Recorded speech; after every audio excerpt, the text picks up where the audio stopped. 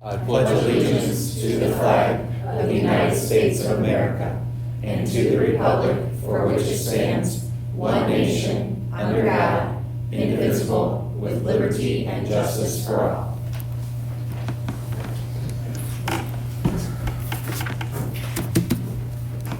The Tri-State School Corporation of Students, Staff, and Community endeavors to be a recognized leader for high achievement and exceptional growth, innovative and equitable approaches built upon strong community pride, and provide all students with well-rounded educational experiences to prepare for future successes.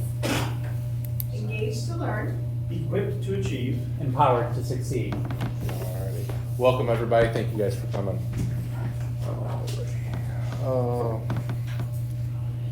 Is there any additions or deletions to the agenda? Alrighty. Public comment for agenda-related items? None. And now we have the Lowell Middle School Spotlight presentation. Mrs. Cruzen?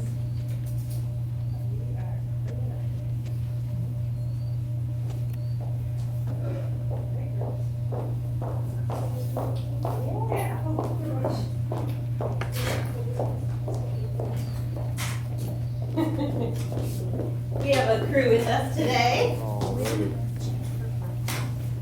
I don't know, Brooke, do you want a chair to sit in? While you're waiting? Oh, no, Brooke wants to stand. Oh, You good? Yeah. We are good.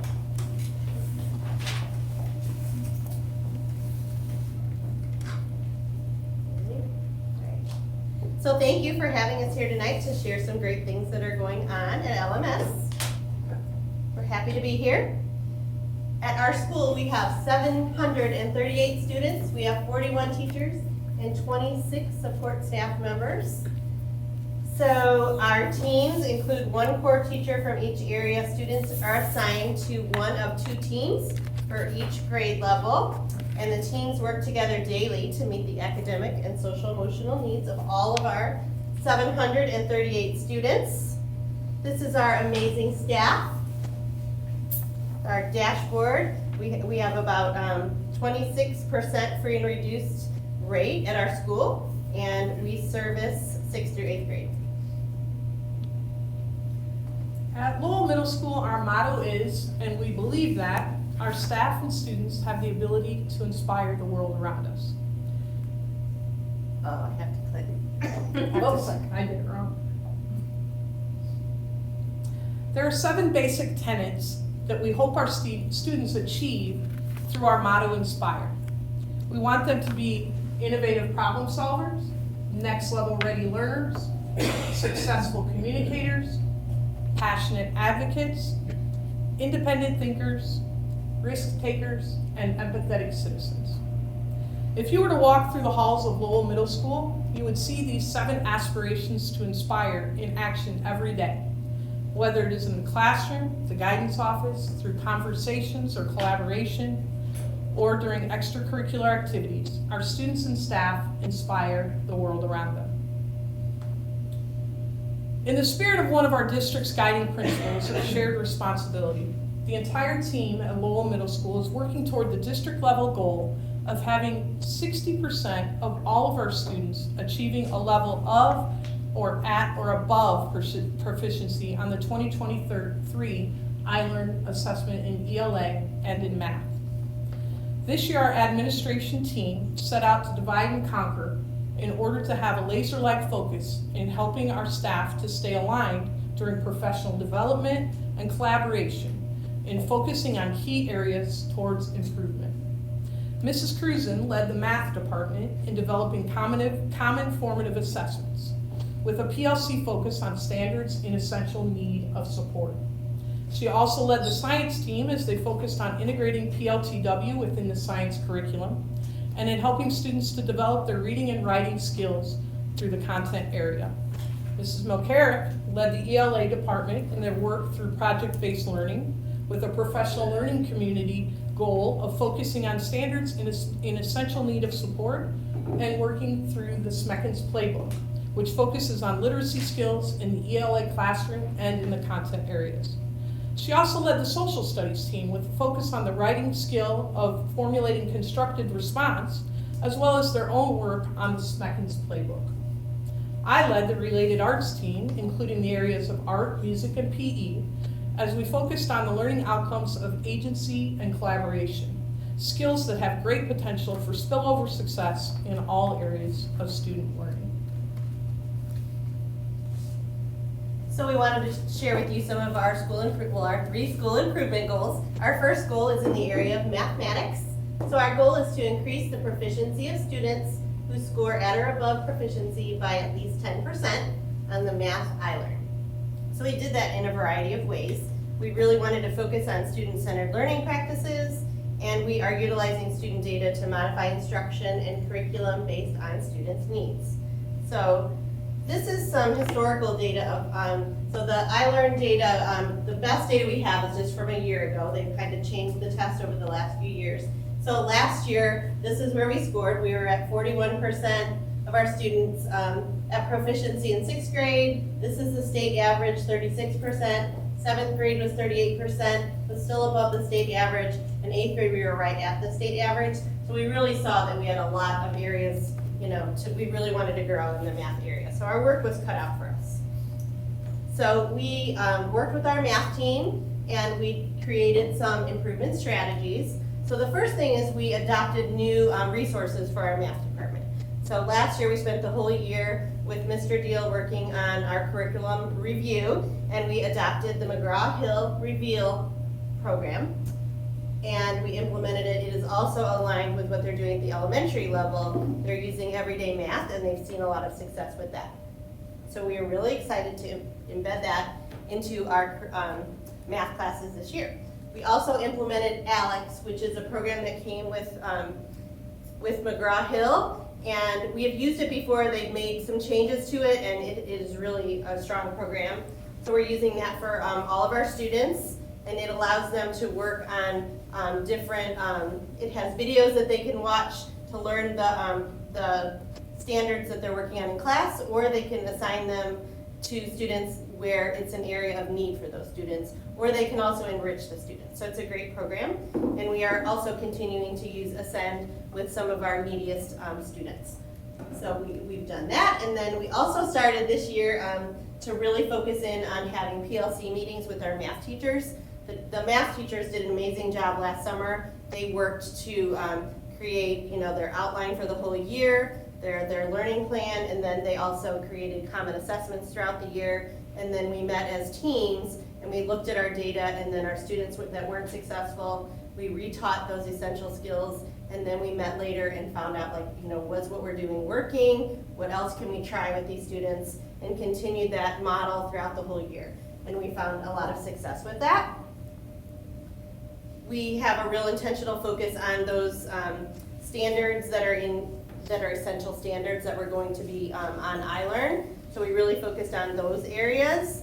We attended some training from Michelle Grew, who works for a service center in the state, and she helped us, and we used that with our math teachers to continue that process. So it was a great learning path with that. We also read a book study that we are reading actually as an administrative staff. We're reading that with our department heads, and it's called Taking Action, and so we're taking time to read that and talk about it in our groups.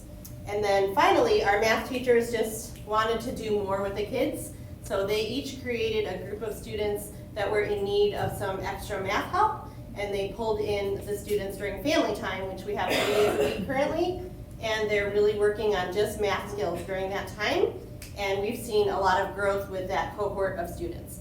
And that was just an extra thing that the teachers decided, let's try it and see what kind of results we get. And that's been amazing. So this is kind of just a little snapshot of how it has been, all of the initiatives have been impacting us.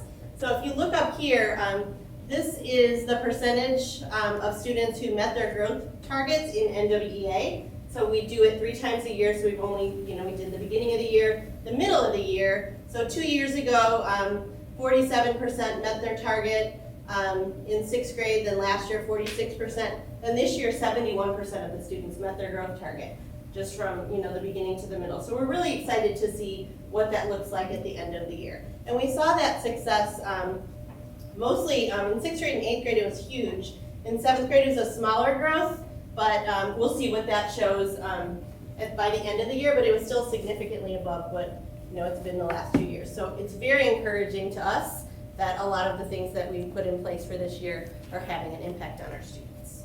So could we say that those 6th graders from 2021 that were, like, let's say 47% that are now 8th graders Mm-hmm. have risen then 30 points? Yes. That's great. Yeah. It's exciting. So we're excited to see what the end of the year data looks like. Yeah. And then our second goal area, Ms. Melchior will talk about. So we worked on the goal area number 2, which is similar to the math goal of increasing those iLearn scores by at least 10% to at or above proficiency on the ELA iLearn assessment. Similarly, we're focusing on those student-centered learning practices and then really utilizing that student data to modify instruction as we're going throughout our curriculum and needs across all of those content areas. So here's our historical iLearn data. You'll see that we are above the state average across grade levels. However, it's just not where we would love it to be. So we really look forward to seeing that grow more. And then this is our NWEA data. And you'll see in 8th grade, we have a really nice jump from 43% of our students meeting their growth projection up to 51%. But you'll see we didn't have that same success at the 6th grade level. So we've had lots of conversations about how to work to meet the needs of those 6th grade students. So I'm looking to see what that will be in the spring when we sit down to take that test again. These are some of the strategies that we've been working on in the ELA department to help reach those goals. So the first are those regular data team meetings that Mrs. Cruzen spoke about, those very intentional PLC meetings that are very data driven where we're looking at student scores in NWEA, class assessments, their iLearn. We also have licensed teachers using MindPlay, which is a tool that's used as an intervention piece that helps our students who are lacking in ELA skills, and it addresses things like phonemic awareness, comprehension, fluency, all of the different skills that you need to be a good reader. They have implemented the Christina Smeckens playbook lessons in language arts, social studies, and even in science, and I'll talk a little bit more about that on an additional slide. And we have a very intentional focus on those standards in need of essential supports. We call those the SENS standards. I'll talk about that as well in a few slides. And those were identified using LMS-specific historical data and our performance on the iLearn over time. So this is just a tiny little piece of that SENS report, those standards in need of essential support that we developed with the help of Michelle Grew. And this specific standard was where we saw a really significant need. That 4.5 column talks about the importance of that specific standard on the iLearn test as a whole, and that's a pretty high number. Then you'll see over time, our students haven't done great on this particular standard, which is citing textual evidence to support analysis of what a text says explicitly and making inferences about that. And this one is specific to nonfiction text. And we chose that one because we could use that with our other content areas like social studies and science, who also have nonfiction text incorporated into their everyday curriculum to help support that standard. This was one of the tools that we used to help support that. This is a graphic organizer that was originally developed by Christina Smeckens, and we've tweaked it a little bit by adding in, it's really hard to see because it's tiny, but those little lines of text here, these are all different sentence starters that our students can use that might be struggling with how to work those different pieces of evidence into their constructive response. So the tools used for them to kind of put different pieces of their text into those boxes and then pull that into a well-written constructive response.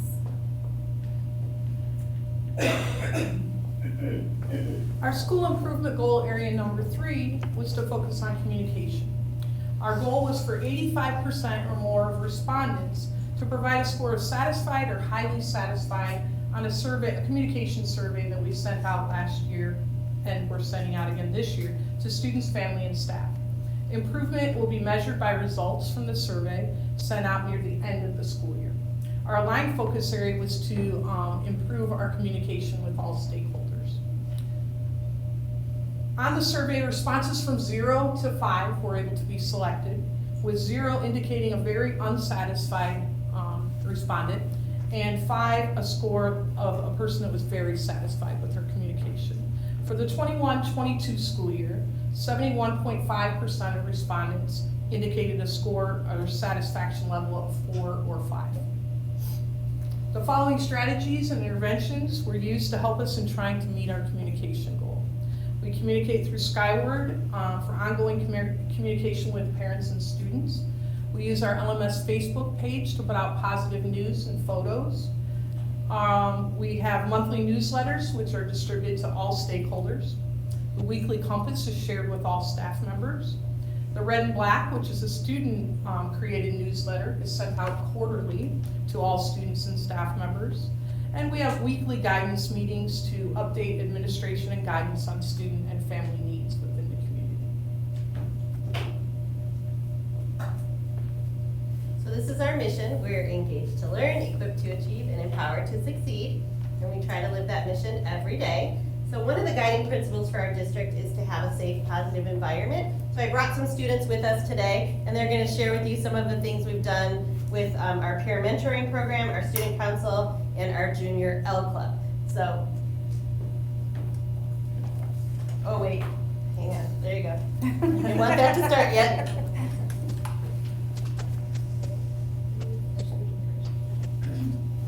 I'm Olivia Blink, and I'm a student here at LMS, and I'm in 6th grade.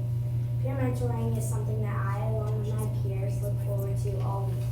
It is so nice to have my mentor, Madison Ivancho, come every other week and talk to us and do fun activities with us.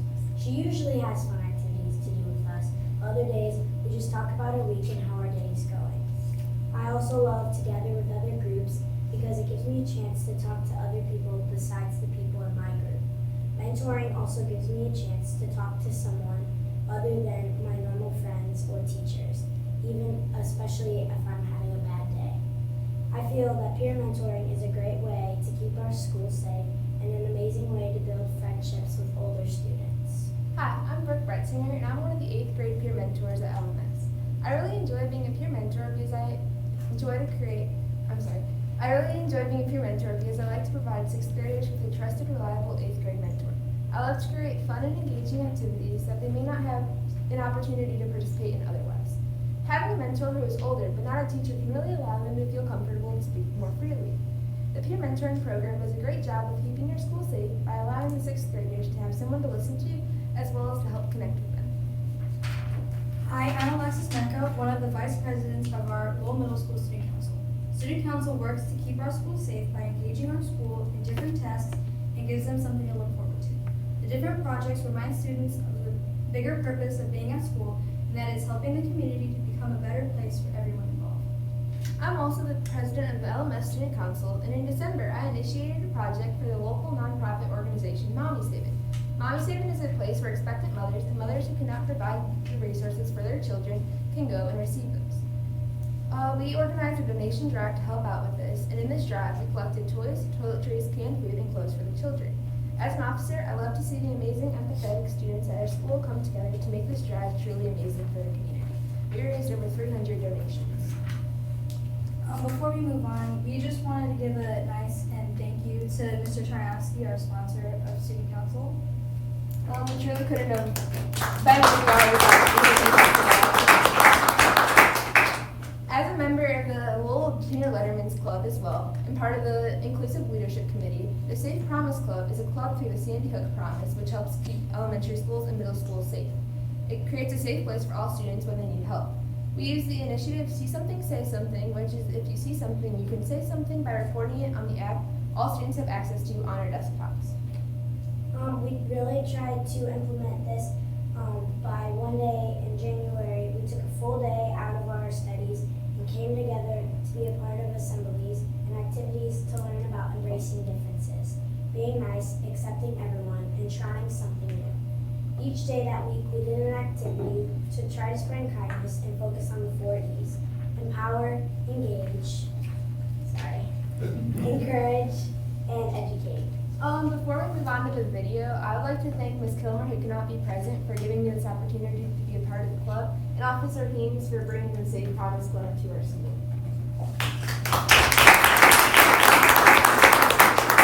So I want you to enjoy this little video that we created that kind of shows what we did that day.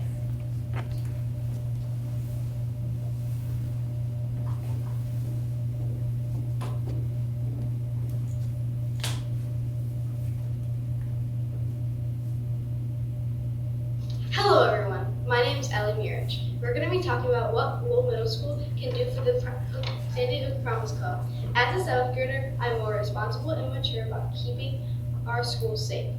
How do you do this, you might ask? Well, we need to make sure that doors are locked. Talk to a trusted adult if you have any concern. Be an upstander, not a bystander. You can talk to a trusted adult when you see victims of bullying or committing violence. You can be an upstander. An upstander is when you see something and you report it to a trusted adult. You can report issues on this app called Say Something. This app can be found on your computer desktop. Our goal as Junior L Club is to help educate you about the Sandy Hook Promise Club. As a 6th grader, I understand how hard it is to... What happened? I don't know. That was weird. It just worked a half hour. And 47 times the other rest of the day. It was Brett Singer. Hello everyone, my name is Ellie Mirage. We're going to be talking about... Oh, no. Sorry. It worked 15 times. How many times did we practice today? A lot. Why is my phone in there?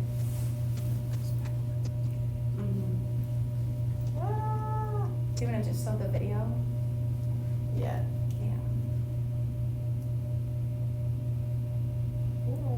Here, I'll show you. It's in. Hang on. Please hold.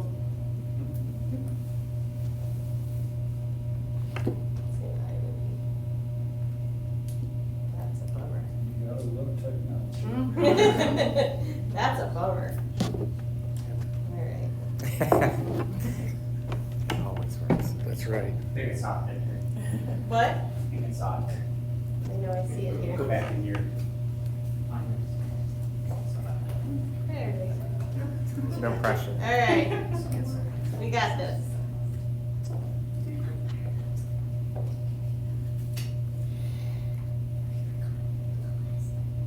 All right. You or others. Are they quiet? To accept others for their differences and opinions. Be kind to one another. Keep your ears and eyes open. Don't be afraid to say something. We have the power to keep our schools safe. That's basically what diversity is. It's everyone's different, all their cultures are different, their languages are different, their clothes are different. And we watched a video explaining that, and we also, like they said, we made posters with the word, like the hello in different languages. Awesome. And so those differences are what make us special, right? Yes. Hi, I'm Parker Cochran, and I'm in 8th grade. Winston Churchill once said, "Diversity is the one true thing we all have in common. Celebrate it every day." This quote means that we are all different. Now, if you were to look at the person on your left and then the person on your right, you would notice that you two look nothing alike. Students of LMS, you have the ability to make positive changes every day. Whether the change is big or small, a change is one step closer to something great. Our goal as a club is to empower each and every one of you to be the student leaders of change. Thank you. Part of this is also using the tools we give you. That's why we were really urging people to participate in our activities and ventures. We also wanted people to accept what they learn, so that they aren't being kind and saying hello just this week, but for all the weeks to come. Finally, we want people to use their knowledge to empower others to be leaders of change. This way, we can create a cycle full of hope, kindness, and the celebration of difference. Hi, my name is Adeline Shu. I'm an 8th grader at Lowell Middle School. In our club at school, we believe everyone is unique in their own way and it's okay to be different, and we encourage everyone to just be themselves. When we say the word encourage, we mean to give someone hope, confidence, and support. So we encourage you to maybe try something new, like sitting at a new lunch table with someone, having a conversation with someone you normally wouldn't have a conversation with. We encourage you to participate and try to have fun with this. It's ours and your job to get everyone to participate in these activities. Thank you. I'm Olivia and I'm in 6th grade. Adeline mentioned that everyone is unique. This is so true. I'm sure you've heard someone say that if everyone acted the same and looked the same, that it would be boring. We encourage you to go and talk to someone that you may not talk to normally and may look or act different. It's okay to be different, like Adeline said. Everyone is different and there's nothing you need to change. We as a club encourage all of you to make new friends and talk to others talk to people that others may not talk to. It may be hard to fit in sometimes, and it might be hard for others too. So that person sitting by themselves at lunch, just go talk to them. You could be the friend that they may be looking for. We encourage you to be yourself and know that everyone is different and they just need someone to talk to. As a young teenager, I understand how it's hard to fit in. As a club, it's our job to include and make sure everyone is involved in our events in our community. I will be talking about engagement. What it means to be engaged in your school or community. It means that you participate and are involved in events. For example, if our club, the Junior L Club, had an event, and let's just say it's an end of the year dance, everyone in the school is going, including you. When you get to the dance, you shouldn't feel like you're left out or that you don't fit in. Even if someone has a difference or they are by themselves, you should never just stand and stare. Be an upstander, not a bystander. You have the power to change someone's day. Once again, it's our job to engage everyone, but it's also your guys' job to also make sure everyone is engaged.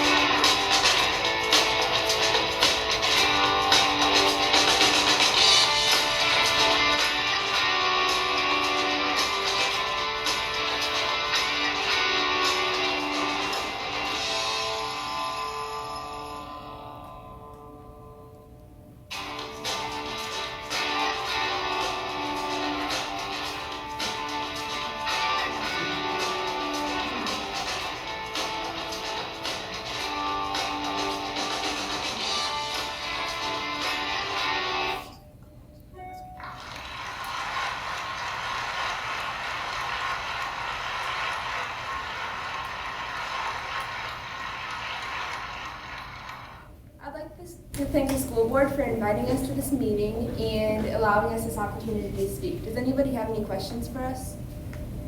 That's excellent, thank you. Good. You guys are amazing. Very impressed. So proud of you. Yeah. They did all of their own writing for their presentation. We just told them like what we wanted them to talk about. So I would like to give them a round of applause.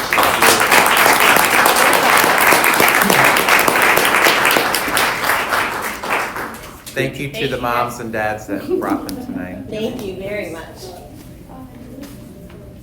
You do not need to stay for the rest. What do you say, they don't have school tomorrow? They don't have any I-Learn testing tomorrow except for this link over here. One more. It's always amazing to see those little come up here and speak. They speak so well. Yes.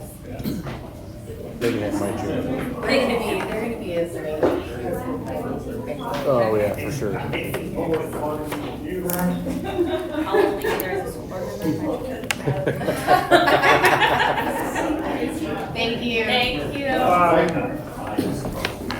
Take one and pass it on. Yep. Alrighty. Thank you guys for that. Superintendent's report. Yeah, so we're passing out the updated calendar that you approved at the last meeting, and we're also passing out an insert for your board governance 3-ring binder.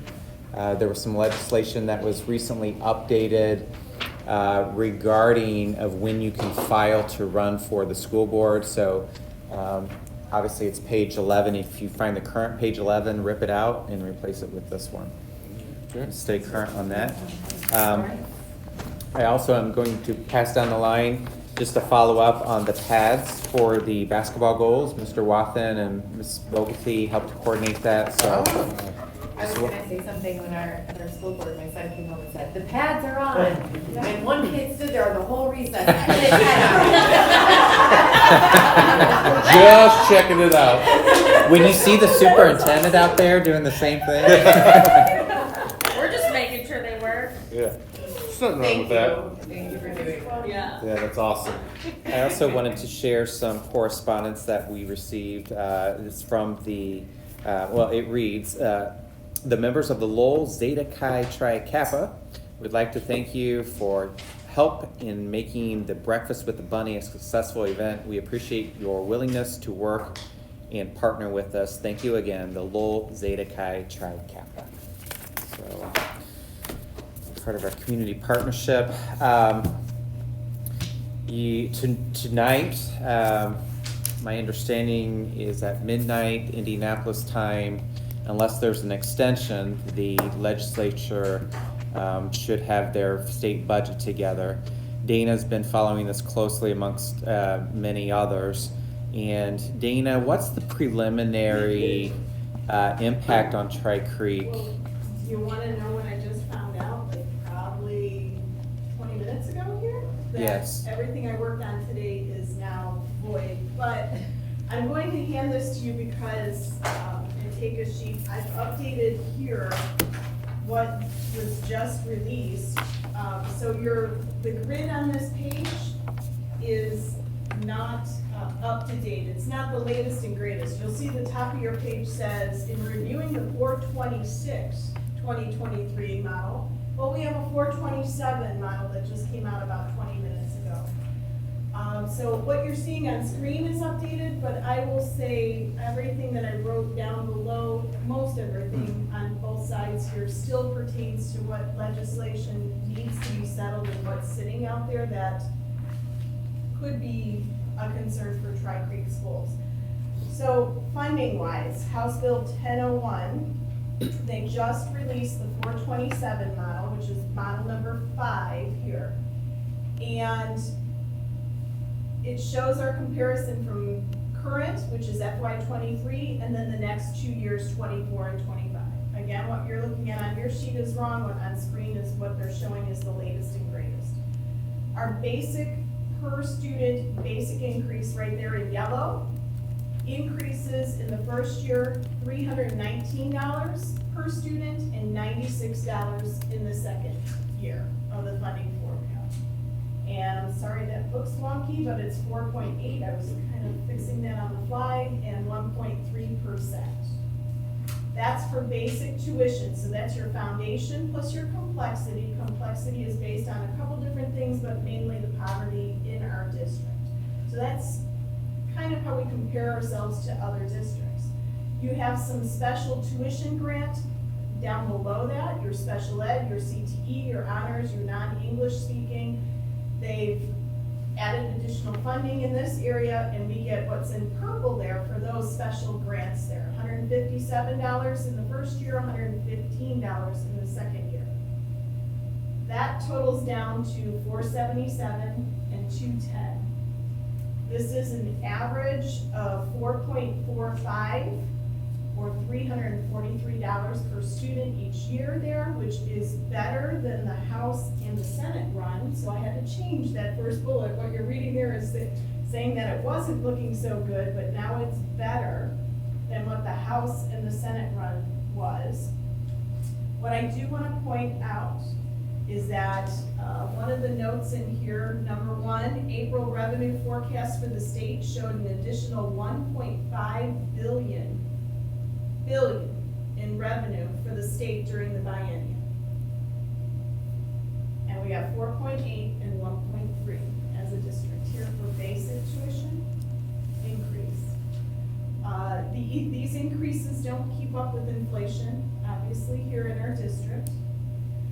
It also includes textbook funding, and it looks like they're going to pass it that parents will not pay for textbooks next year, so districts will have to pay the textbook amount out of their increases here.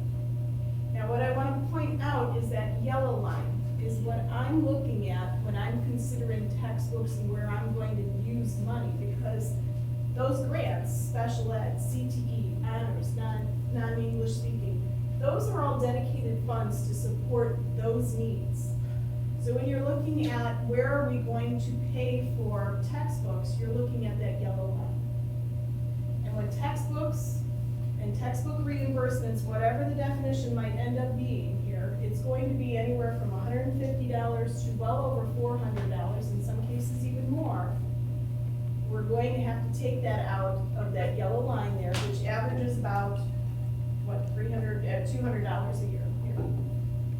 So our basic tuition support here is pretty much a negative on that end. The increase in funding doesn't allow our district to move towards the governor's goal of $60,000 for an average salary. That won't happen here with this funding alone. It will happen with an increase in funding with the current budget module plus our referendum. It is necessary in order for us to get that and to get our competitive wages to the local market as well.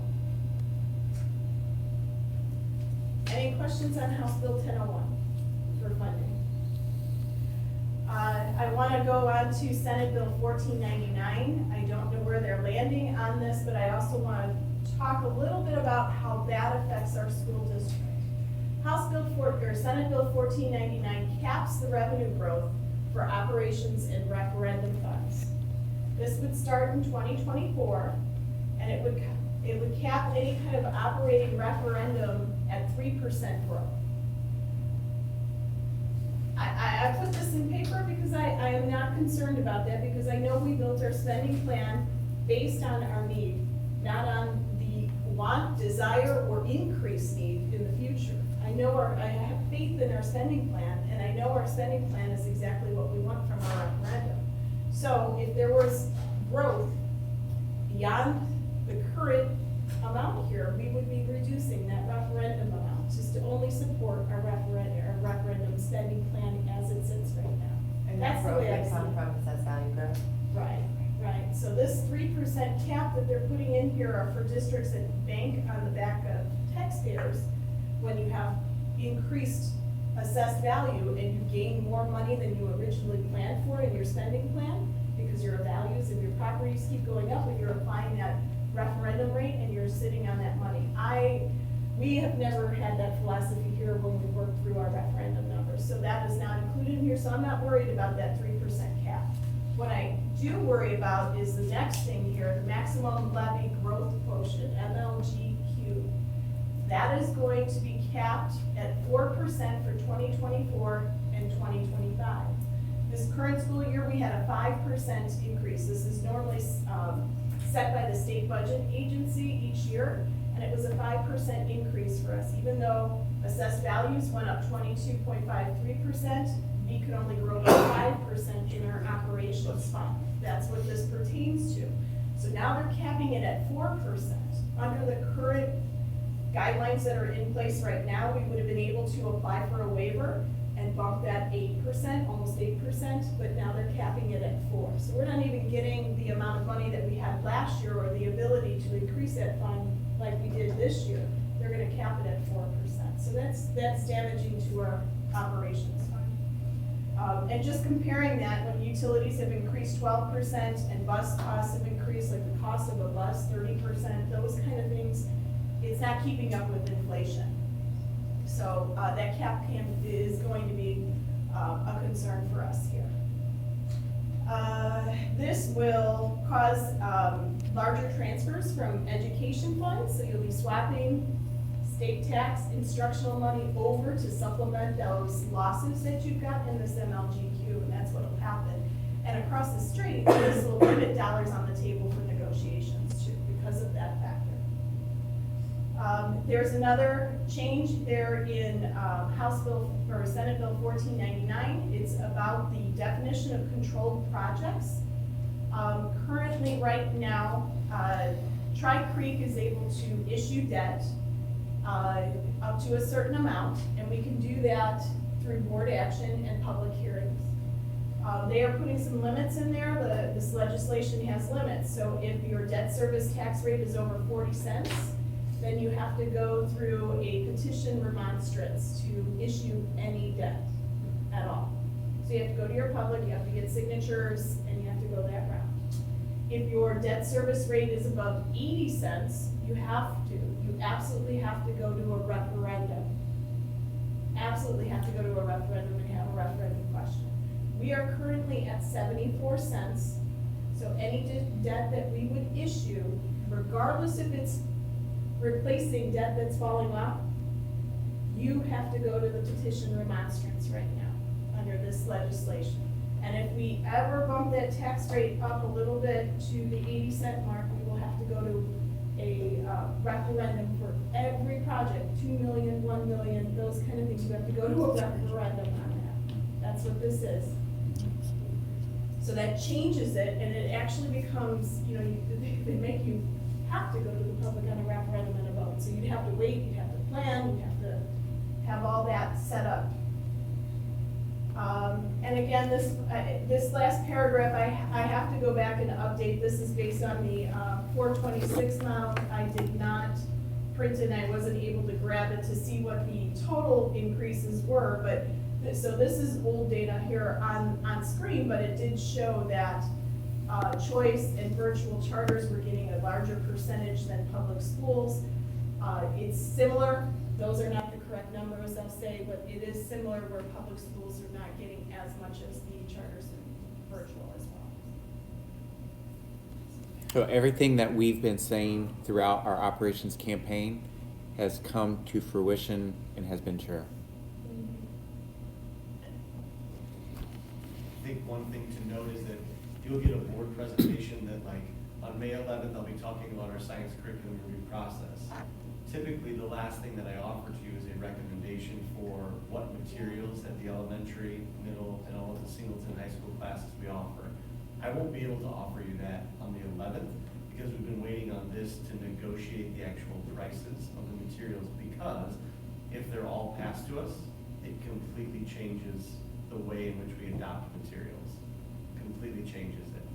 I do have curiosity as we watch until about midnight, because there is some discrepancy in if it's going to be textbook rental and fees, or just textbook rental and fees can then be shared, because we do have a balance of that. So when you think about your rental, those are the things that are non-consumable. So access to a digital license or a hard copy of a textbook or a classroom set of novels, those things that are non-consumable that you return to the school after you're done with it. Those are core classes, most common, right? But then when you look at your consumable things, so a number of our elective classes, materials that you use throughout the course of the class, art classes, for example, you don't turn those back in when you've used all of your paints and everything like that, or some of our CTE classes. The current legislation has really been destructive to public education, as you know. And they make it sound like, oh, they're giving us the world. It's like, it's, what do you call it? Coconut shells. Yeah. Even to you, taking them out the bag. Yeah. I know I've been writing letters through the School Boards Association, sending letters off to senators and representatives. And I approve of them. And that did work across the state today. I will say it. When I first walked in today, my professional organization, IASBO, put a call to order, get out there, start calling, do something. And that was what you have in your hands here is what we were looking at. And you can see the difference it made just for Tri-Creek schools too, between what's on your paper here and what you're seeing on screen. So it did make a difference, and they rallied. Superintendents rallied as well. So they came up with another model. So we'll see. Thank you. All right, thanks. Thank you. And if the next model, the final, requires Pepto-Bismol, please include that. Yeah. Yeah, I was gonna say, or something stronger. Dr. Cleefish, it is disappointing. The rate of inflation, we all know, as high as 8-9%. And there's this notion that schools have been exempt from that and need no increase. No one has escaped that.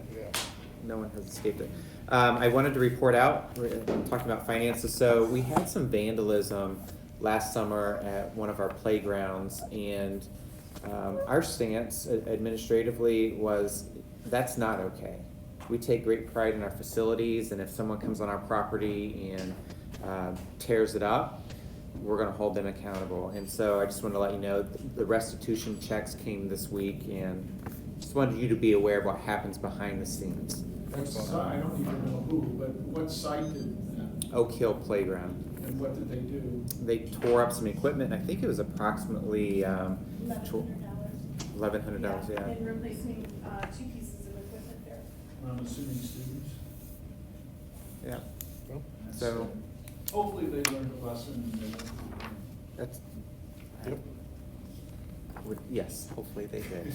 I was gonna say, I'm confident they did, but you know. Keep you the don't parents know. a boost of discipline. I also want to report here on Tuesday, April 18th, the Lowell High School Academic Super Bowl team had the best results ever, exclamation point. They competed against 12 schools that also included Crown Point, Andrean, Lake Central, and Munster. No other school accomplished more than the Red Devils. The English team of Bella Funk, Brendan Lamb, Riley Potat, Haley Barron, and Landon Trussler Clements all took first place. The social studies team of Hannah Cano, Walter Cotlin, John Tsoukalis, and John Babin all took first place. The math team of Sophia Emery, Mikey Vitals, and Madeline Logan took first place. The fine arts team of Jaden Jansma, Hannah Cano, and Gabriella Batzel took first place. The science team of Jonathan Buds, Mikey Vitals, and Jack Molina took second place. Academic Super Bowl coaches included Miss Dunbar, Mr. Worling, Mrs. Mikovits, Mrs. Swinford, and Miss Rivera. And so I just wanted to share that good news from Tri-Creek Schools. That's phenomenal. Congratulations to our Lowell High School student Brendan Pempick-Rickard for earning third place in the Skills USA state competition for precision machining. And congratulations to the Lowell High School student Sophia Emery, who was named a regional academic all-star by the Indiana Association of School Principals in Indianapolis, and her selected educator was Mr. Lemke from LMS. Excellent. Yeah. So Love that's hearing the that. superintendent's report. Thank you. Thank you. Alrighty. Any staff recognition? We do have a staff recognition. Let me pull her picture up on the screen while I read it. And this is in regards to Karen Balfons. She has been here for, I believe, approximately 26, 27 years. And she is an instructional assistant at Lowell Middle School. She was nominated for recognition by students at, here we go. This is Miss Balfons right here. So, Lowell Middle School NICEC paraprofessional, recognized on April 24th by 2 Lowell Middle School students for helping them and other students through hard times and helping them improve their grades. They shared that Ms. Balfons always has a smile on her face, and she is one of the kindest people at Lowell Middle School. They said she has great personality and is an absolutely amazing person to talk to about anything, and they are fortunate to have Ms. Balfons at Lowell Middle School. They wish her the very best, and I received a follow-up email. That was one of the best days out of her career that she shared with me. That's awesome. So, yeah. So, that's our staff recognition. Yeah. Thank you. Excellent. Board member report? Anybody? Town did not have their regular meeting this month for lack of anything to talk about, so what do you think of that? We tried, but they wouldn't let us in. Yep. Right on. Alrighty. Regular business consent items. Approve the minutes of the meeting held on Thursday, April 13th, 2023. I'll make a motion to approve the minutes. I have a motion and a second. Any further discussion? All in favor by saying aye. Aye. All opposed say nay. Motion passes. Personnel. Approve the personnel report dated Thursday, April 27th, 2023. I'll second. I have a motion and a second. Any further discussion? All in favor by saying aye. Aye. All opposed say nay. Motion passes. Board policy. Discussion of the student cell phone usage at the Lowell Middle School and discussion of the student dress code at the Lowell High School.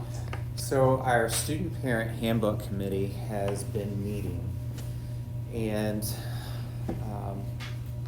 as a part of the process, we review current policies in the handbook, and we reflect on the school year to say what's working, what do we need to take a look at the challenges we face.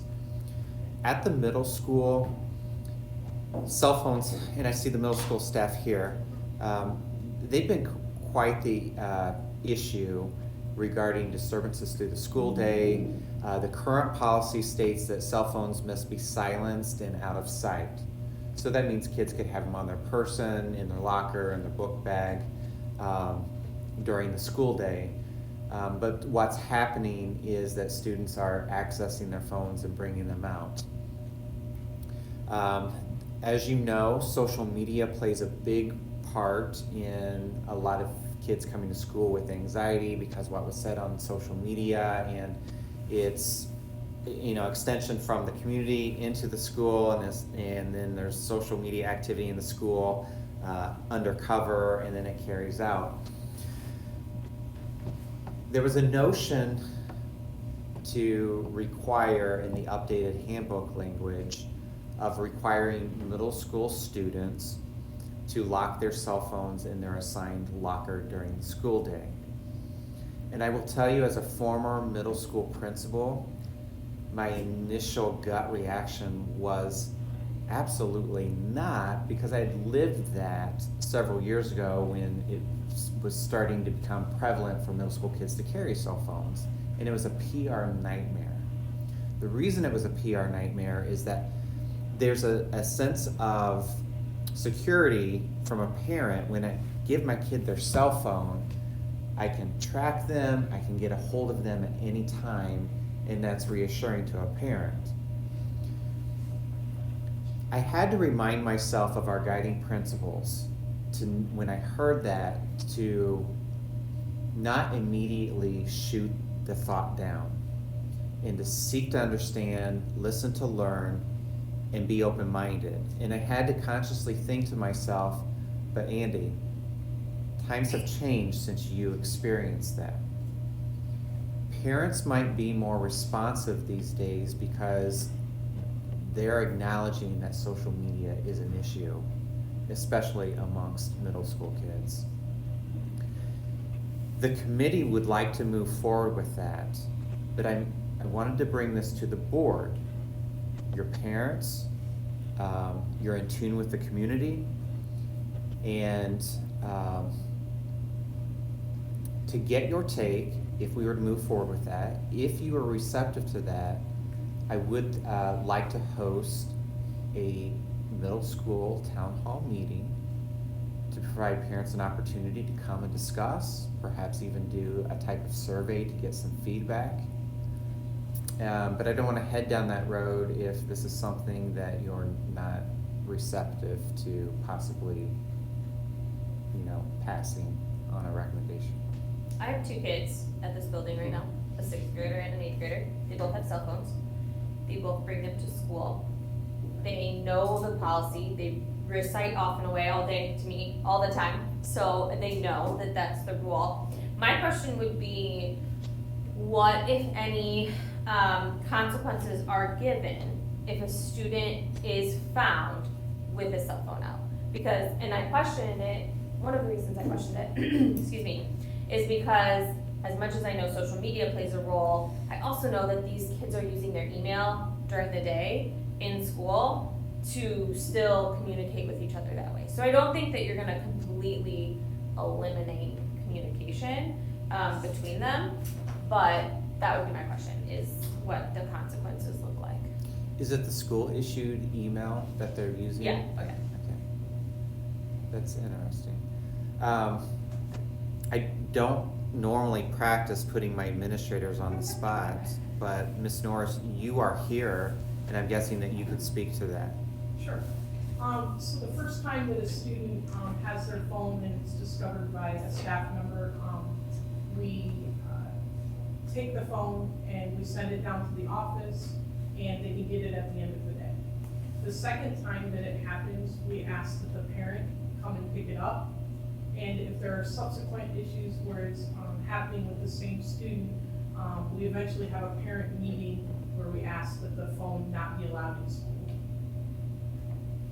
And I completely understand, Ms. Harden, there are students communicating with their devices.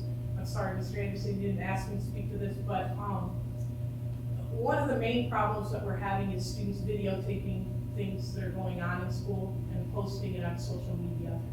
And that's a real issue. Go ahead. I'm for it. I don't like social media and I don't like kids with cell phones.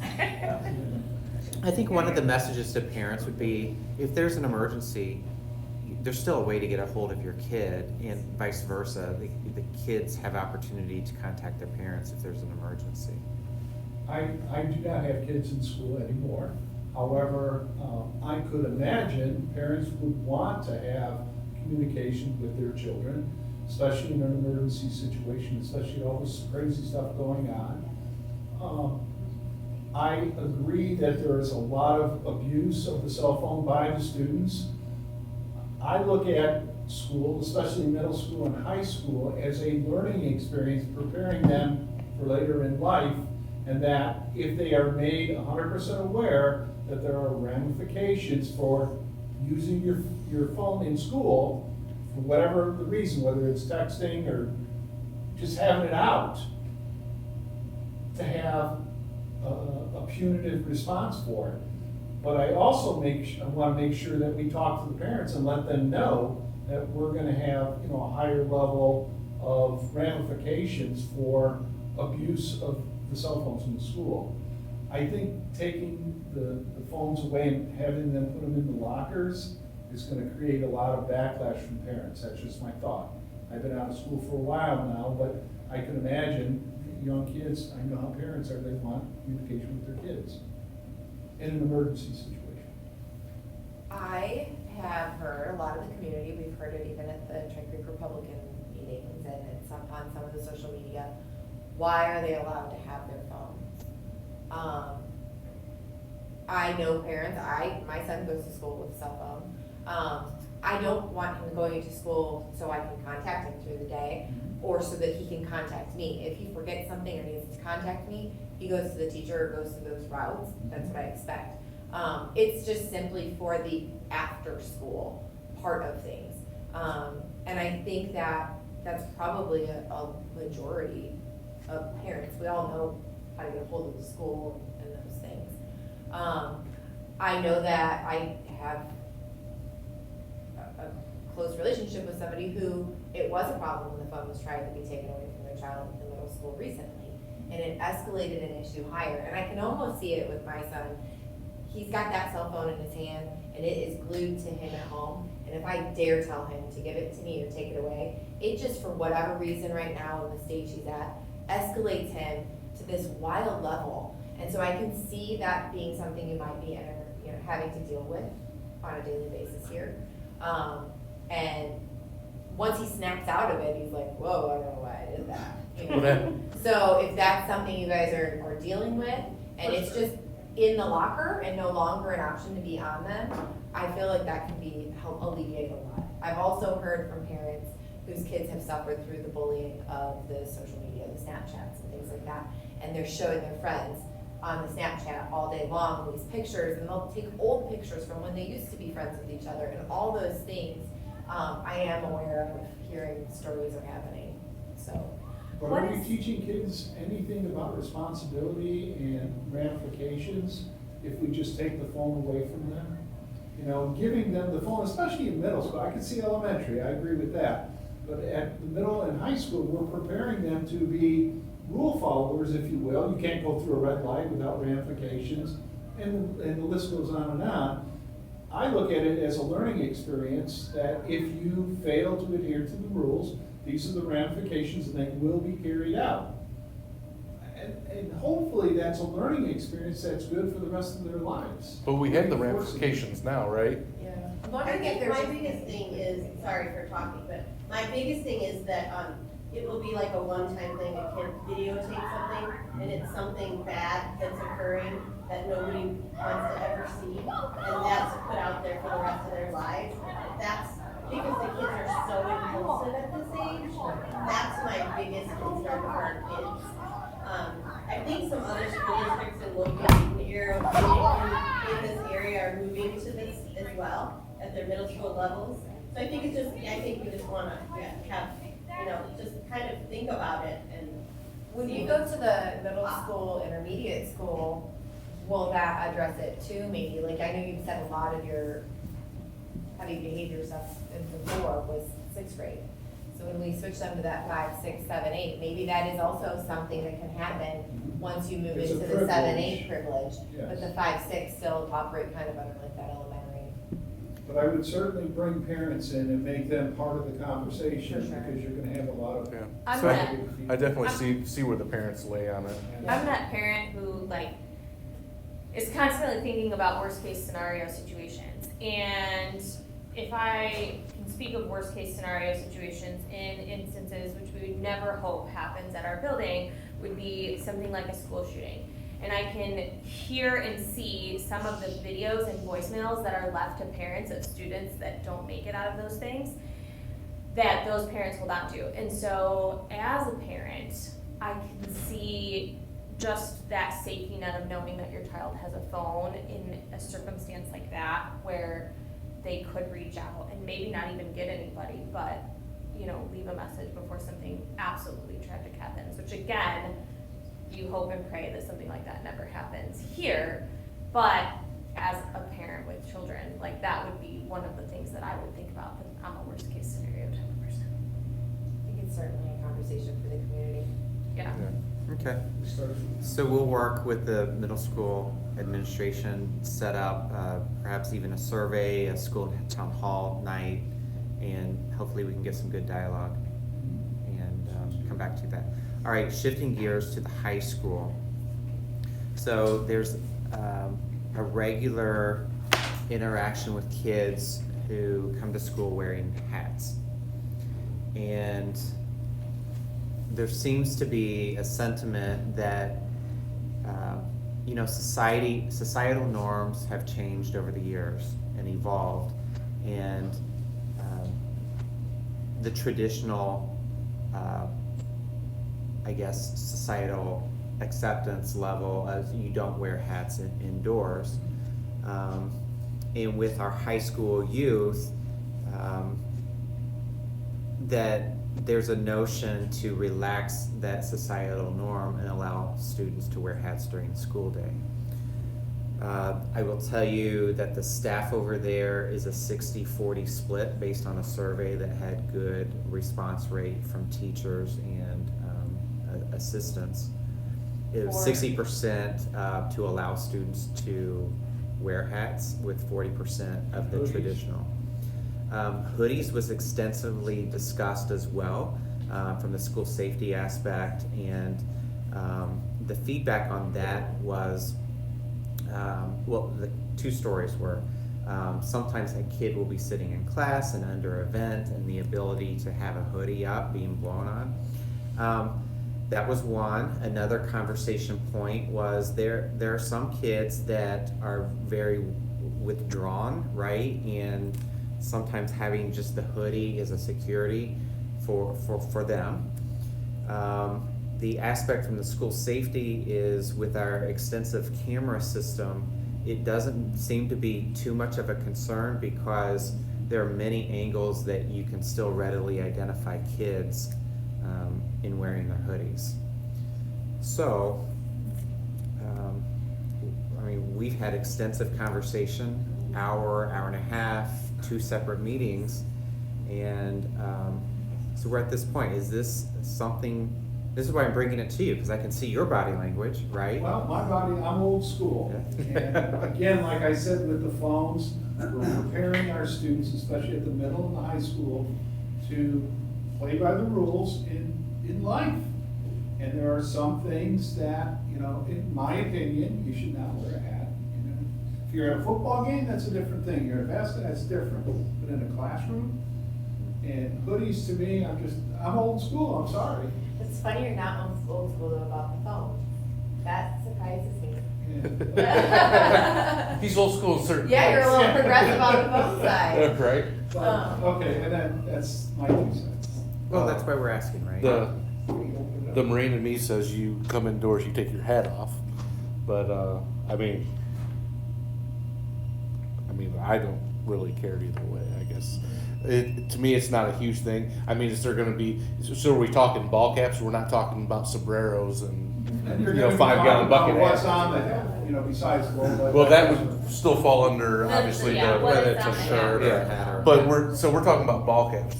Like, we're not gonna let a kid sit with a sombrero on and, you know, block everybody's view. So we had a lot of discussion about that, like where Where do you draw the line? Like a Santa hat? So exactly, a cowboy hat. Yeah. So the draft language would look something to the effect of hats are allowed unless it poses to be an interruption to learning. So let's say, for example, you're wearing a sombrero and I'm a kid behind you and I can't see the presentation. The educator would have, you know, say you need to take your hat off so we can see. It might mean taking your hats off in a lab setting where it's a safety issue. So those would be the two kind of exceptions to the rule. I mean, who didn't love Hat Day as much as Pajama Day on School Spirit Day? That's a special day. It is, but was it ever a big deal that everybody had on a baseball cap? What did that disrupt and distract? With the boys' hair now all in their face and all this like weird hair stuff, like a hat keeps it out of their face, they're gonna look at me, I don't have to look at them through their hair. I know the workforce is changing, you know, it's coming, professional dress from COVID has kind of gone away and it's become a much more casual dress code in offices everywhere, if you're even working in an office anywhere. That's why I don't wear a suit anymore. And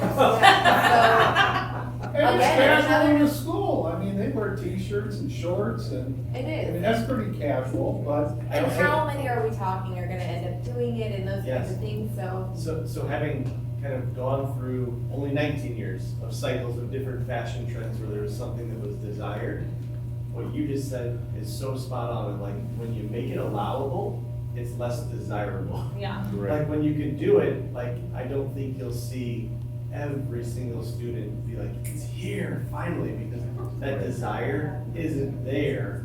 You'll have those that wear it because it's comfortable and it's a part of their attire and it's a part of like the way that they brand themselves, right? But we've had similar things where there was a concession and there was maybe a fear of it just like creating this massive distraction. But in the end, you hardly took notice of it because it was allowable, so. well, and if we've got our students going out in the building trades and things like that, if they're out there half the day building a house, they're certainly gonna have a hat off. Now they're gonna come to school with hat head and sweat head and all of those things. So I could see it being another good discussion point. So I have two comments. I'm kind of like Mr. Mitch. I can go either way. I tend to be traditional, old school. But yes, but I think back even to my doctoral studies where I was in class every Saturday and Sunday for 3 years and getting out of bed at 5 a.m. to drive. And I think of colleagues of mine who advanced degrees, very professionals, walking into a graduate level course in ball caps, right? And so is that a double standard? But there's nothing to say teaching kids that you saw our kids tonight, they came prepared, right? Yes. That there's a time and there's a place. If you go to an interview and it's not for a baseball position, don't wear a hat. So I can see both perspectives. The second, it reminded me as Kevin was talking, I was over at the high school cafeteria, it was earlier this week, today's Thursday, and the assistant principal came over to the SRO officer and she said, can you please go over there and tell that see if you can get that kid to take the hoodie down, because I've already been over there once and they're not getting the word. So that's just an example of, you try to be nice with kids, but it's a battle that they constantly are fighting, and is that really where we want to focus our efforts? And that's really what's spearheading this. I don't think, unless an article of clothing is a distraction, truly a distraction to learning, not a distraction to a certain gender or whatever, that we should really limit what we allow them to wear, you know, as long as it's not a distraction and it's not hurting anyone or, you know, offending or anything like that. So if we wanna allow hats, then I say allow hats. And I think, as Katie and Kevin mentioned, like, I think you'll see less people wearing them than you probably think. And think of those kids that are early balding in school.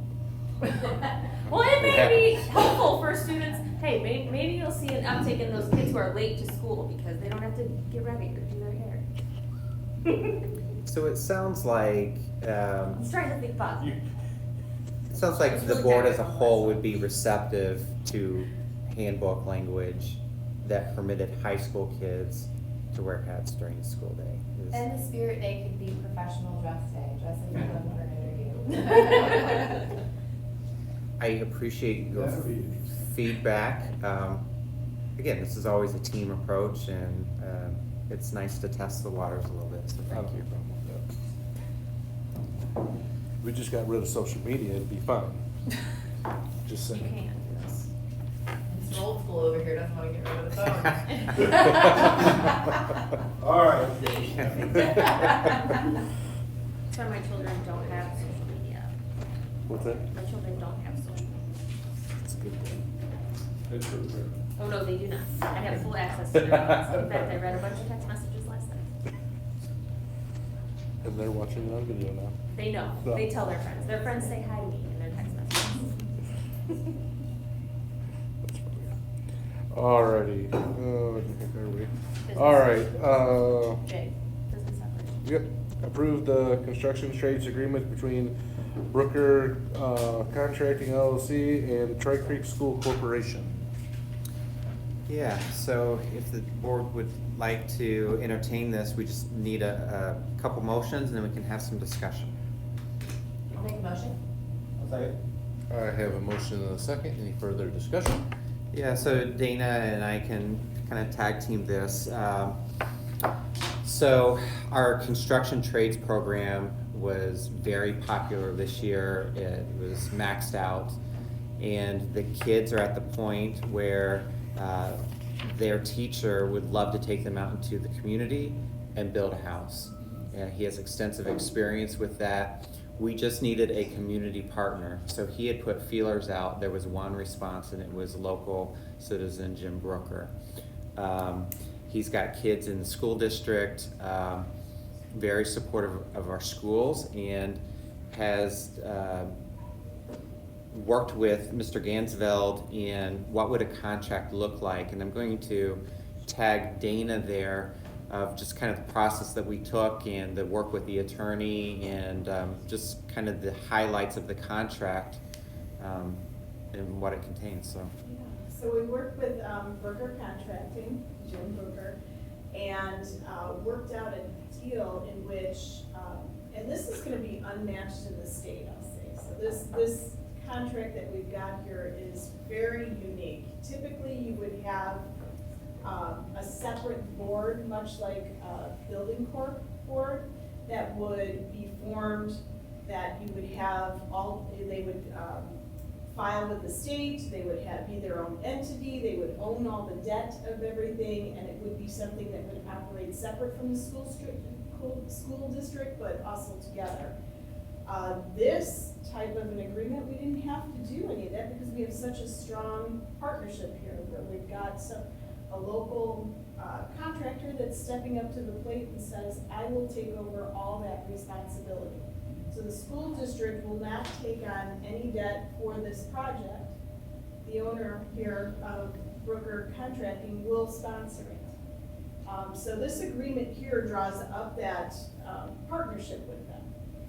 And the only thing that they asked for in return is that our students sign a waiver, which is typical for them to actually work on a site like that. So we have a waiver in there for parents and students who are 18 years or older to read and agree to. And it includes things such as, consent to medical attention and stuff like that that's pertinent to what would happen or could happen on a construction site. So would students have to have their own individual insurance? Okay, Yes, because they would. there is a lot of liability. Right. Yeah, so they would be similar to an outside contractor coming to the site, where it would not be under Mr. Booker's liability at all. And he will provide the construction site, so he's got the land to do that. It's a lot that he owns in a subdivision. He will pour the foundation by August of 2023, and we will work on that home over the next school year here and complete it by the end of the school year. If we don't fully complete it, we'll go through an agreement process where he'll take on and have some outside contractors help out, and we will work out a portion of the compensation, and I'll get to that to let you know on that. Now, will the students that are involved in this have like preliminary basic carpentry, electrical, Yes, plumbing? they will. They are the students that have gone through the course this year, the introductory course, and it will be, yes. So this would be like an internship? They don't do electric or plumbing. Right. Oh. So it's construction, so you're talking, Wood framing, they'll put up the drywall, the windows, framing, got it. they'll do some patio concrete. Some minor yeah, masonry, minor very station kind of things Right. like that. Yeah, so nothing major on A that. lot of rewards for the kids. They Right. really learn. They go do But those nature folks, work or any of that. and those folks, those Outdoors. plumbers, those electricians will be on site working, And so they'll they'll be- be working sure. side by side with them, gaining that experience too. So that's not gonna take place at a different time, that will take place in tandem, so we'll be learning Some from of the this. finishing. He's gonna be responsible for all total financing, all the permits, material cost, builder's risk, everything Tools. like that. We have tools, we will have our tools, they will give us a, Connex, box on site so that we can lock everything up and keep it there. We will have that insured, we've got insurance for that. And he is also giving us a flat trailer, I'm not seeing it in here, but I know I probably Yeah. just, yeah, there it is, number F. He's also going to loan us a flat trailer so we can move things back and forth, at no cost, and he's gonna be responsible for the insurance of the trailer, of course. Within 30 days after the completion of the home build, or at the end of the school year, whichever one occurs first, he's going to donate $10,000 back to the program too. But if we're not done with the home, we will agree at that point, a fair compensation, because he'll have to take on some of that cost, so we'll go back and forth on that as well. So, yeah, that's a donation to actually, build the program, so a wonderful partnership here.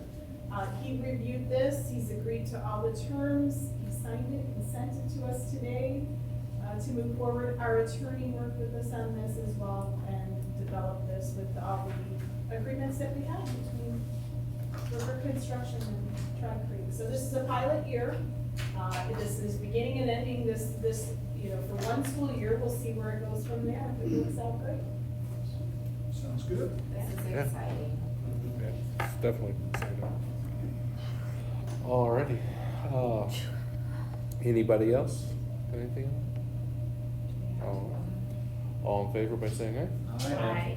All opposed, say nay. Motion passes. Alrighty, consent items. No, number 2. Oh, did I forget one? Yep. Oh, my fault. Approve the resolution 2023-02 concerning alternative service agreements with the Indiana Department of Education and private education agencies. This is that thing I brought you the last book meeting, isn't it? Yes, it is. Yep. It's our annual yearly, I'm sorry, I'm texting the principals, I'm so excited about the construction. I'll let them know, but, yes, it is. I'll go ahead and make a motion to accept resolution 23-. I'll second. I have a motion and a second. Any further discussion? All in favor by saying aye. Aye. All opposed, say nay. Motion passes. All right, consent items. Number 1, approve the overnight athletic trip for the Lowell High School girls basketball team to participate in the D1 camp at the University of St. Francis in Fort Wayne, Indiana, from June 14th to the 16th of 2023. I'll make the motion. I'll second. I have a motion and a second. Any further discussion? All in favor by saying aye. Aye. All opposed say nay. Motion passes. Number 2, accept. What? These are all donations, right? Alrighty. Accept a donation from Jim and Sandra Kieshel of Lowell, Indiana, in the amount of $50 to help fund the Lowell High School L Club Special Needs basketball game. Number 3, accept a donation from Tammy Conover, Lowell, Indiana, in the amount of $20 to help offset negative student meal charges at Lowell Middle School. Number 4, accept a donation from the International Brotherhood of Electrical Workers, Local 697, Maryville, Indiana, in the amount of $1,000 to help fund the Lowell High School welding student participation in the Skills USA competition. Number 5, accept a donation from the American Online Giving Foundation, PIMDIA Pipeline Corporation, in an amount of $125 to be used for the student activities at Oak Hill Elementary School. Number 6, accept a donation from the Lake Prairie Elementary School PTO in the form of snacks for I Read 3 and I Learn, valued at $500. Number 7, accept a donation from the anonymous donor in the amount of $20 to help offset negative student meal charges at Lake Prairie Elementary School.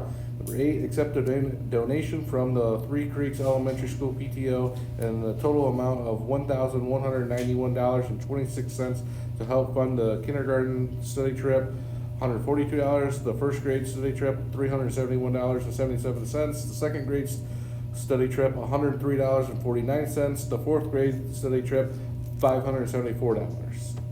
I'll make a motion to accept all donations 2 through 8. I have a motion and a second. Any further discussion? All in favor by saying aye. Aye. All opposed say nay. Motion passes. Had to break those out there, make sure we got them for each grade. If I could report, Principal Patrick says yay, and Principal Fessich says awesome news. Good deal, good deal. All right, public comment for non-related agenda items. Mr. Heathley. If I may put my hoodie up. Regarding the hat policy, I wonder if you have noticed how many of the parents wear their hats in restaurants. A lot. That's a good point. And I want to make a comment about the legislature. They have not been particularly good towards retired teachers either. The House passed House Bill 1028 unanimously earlier in the session regarding the stipend for retired teachers for the next 2 years, which we have not gotten for the last couple of years. However, the Senate left it out of the budget. And so retired teachers will not get their 13th check, which is not a full check, but it's a stipend. They will not get that in the next 2 years. We did get cost of living, they called it, increase 2 years ago, which was 1%, which actually was less than most of the retired teachers got as their 13th check stipend. So they kind of pulled a fast one on us again this year. And our executive director of Indiana Retired Teachers Association, she has met relentlessly the entire legislative session with probably 35 different legislators, personally meeting with them, as well as our emails and so forth, and got their assurances. And then when the budget came out yesterday and today, not there. So there was not a cost of living increase? No, for retired teachers. Well, it wasn't even a cost of living, 1% 2 years ago. So that's the situation there. Wow. That's false. Thank you, Mr. Heathley. Thank you. And you're welcome anytime, put or don't. Yeah. We love having you. Plus, I need more signs for the referendum. There you go. Okay. We love that. I wasn't allowed to have a cell phone in your class either. Of course, it would have been like this. I was gonna say, a bag phone. Oh, that's true. I think my first phone had to stay in the car, didn't it? Alrighty, anybody else?